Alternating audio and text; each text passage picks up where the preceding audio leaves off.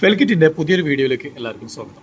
നമ്മൾ ഇന്ന് പരിചയപ്പെടുത്താൻ പോകുന്നത് വളരെ ചെറിയൊരു പവർ ഹൗസ് തന്നെയായിട്ടുള്ള ഒരു ബാറ്ററിയെ കുറിച്ചാണ്. അതായത് ഇത് നമ്മളെപ്പോഴും കണ്ടിട്ടൊക്കെ പരിചയം ഉണ്ടാവാം ചിലപ്പോൾ CR2032 എന്ന പേരിലുള്ള ഈ ഒരു ബാറ്ററി. ഈ ബാറ്ററി കൂടുതലായിട്ടും നമ്മൾ കണ്ടിട്ടുണ്ടാവുക കമ്പ്യൂട്ടറിൻ്റെ മദർ ബോർഡുകളിൽ, അതുപോലെ തന്നെ കാറിൻ്റെ കീ, വാച്ചുകളിൽ, കുറച്ച് വലിയ വാച്ചുകൾ, അതേപോലെ തന്നെ തെർമോമീറ്റർ, ഫിറ്റ്നസ് ട്രാക്കറുകൾ തുടങ്ങിയിട്ടുള്ള ഒരുപാട് ഉപകരണങ്ങളിൽ കണ്ടിട്ടുണ്ടാവുന്ന ഒരു ബാറ്ററിയാണിത്. നമ്മുടെ നിത്യജീവിതത്തിൽ ഒരുപാട് സ്ഥലങ്ങളിൽ ഉപയോഗിക്കുന്ന ഈ ബാറ്ററിയെ കുറിച്ചുള്ള കുറച്ച് കാര്യങ്ങളാവാം ഇന്നത്തെ വീഡിയോയിൽ. CR2032 എന്ന് പറയുന്നതിൻ്റെ പേര് തന്നെ വെച്ചിട്ട് നമുക്ക് ആദ്യം ഇതിൻ്റെ കാര്യങ്ങൾ പറയാം. ഈ CRൽ സി എന്നുള്ളത് ഉദ്ദേശിക്കുന്നത് ഇത് ലിത്തിയം ബാറ്ററിയാണ് എന്നുള്ളതിനെ സൂചിപ്പിക്കാൻ വേണ്ടിയിട്ടാണ്. നമ്മൾ മുൻപത്തെ വീഡിയോകളൊക്കെ പറഞ്ഞിരുന്നു ലിത്തിയം ബാറ്ററികൾക്ക് കൂടുതൽ ചാർജ് സ്റ്റോർ ചെയ്യാനുള്ള കപ്പാസിറ്റി ഉണ്ടായിരിക്കും എന്നുള്ളത്.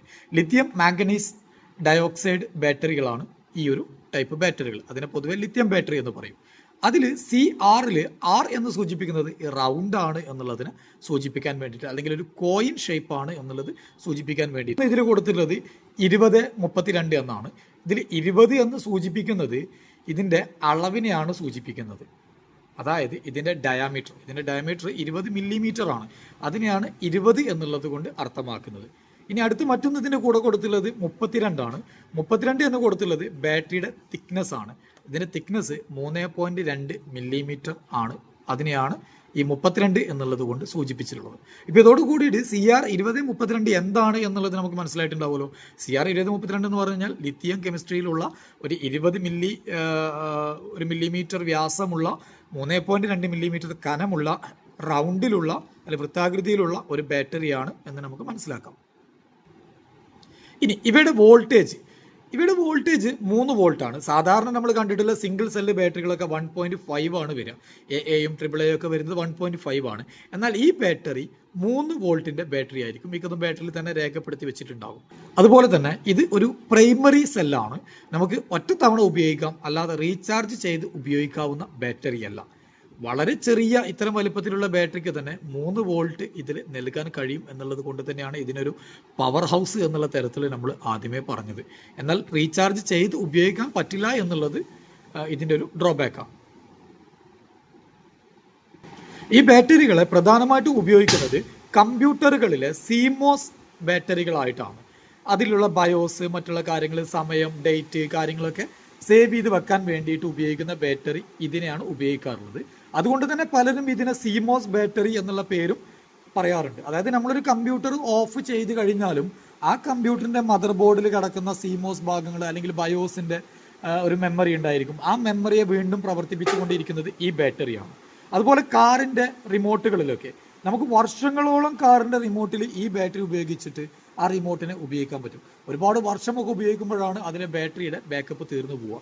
അപ്പോൾ അത്രയും കൂടുതൽ കാലം ഉപയോഗിക്കാൻ കഴിയുന്ന ഒരു ബാറ്ററി കൂടിയാണ് ഇത്. നമുക്ക് ഈ ബാറ്ററിയുടെ കുറച്ച് ഗുണങ്ങളും ദോഷങ്ങളും കാര്യങ്ങളെല്ലാം ഒന്ന് നോക്കാം.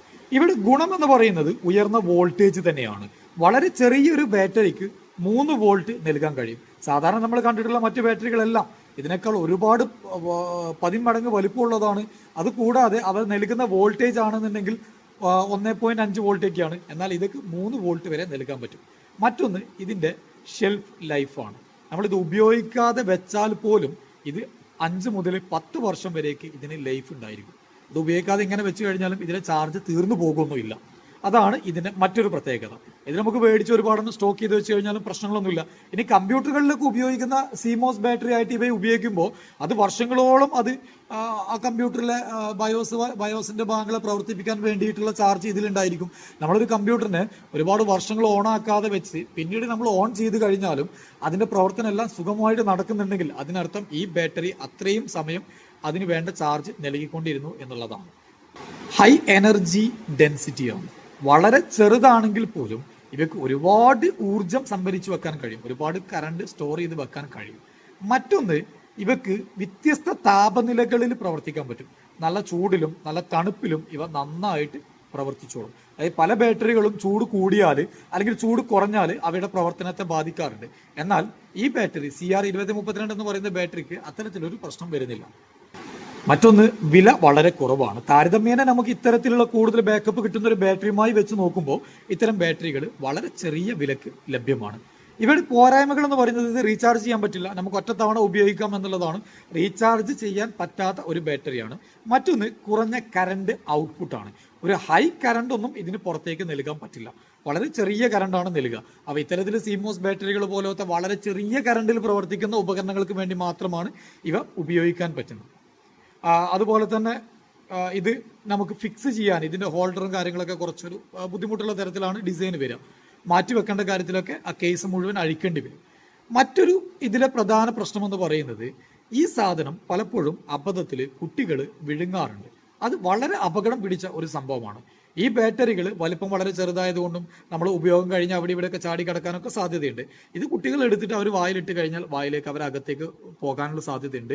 അത് വളരെയധികം അപകടം സംഭവിക്കാൻ സാധ്യതയുള്ളതാണ്. അതിനെക്കുറിച്ചൊരു ഡോക്ടർ വിശദീകരിക്കുന്ന വീഡിയോ തന്നെ ഞാൻ ഇതിൻ്റെ ഡിസ്ക്രിപ്ഷനിൽ അതിൻ്റെ ലിങ്ക് കൊടുക്കുന്നുണ്ട്. അപ്പോൾ ഇത്തരം ബാറ്ററികൾ നമ്മൾ വീട്ടിൽ ഉപയോഗിക്കുമ്പോൾ വളരെയധികം ശ്രദ്ധിക്കണം.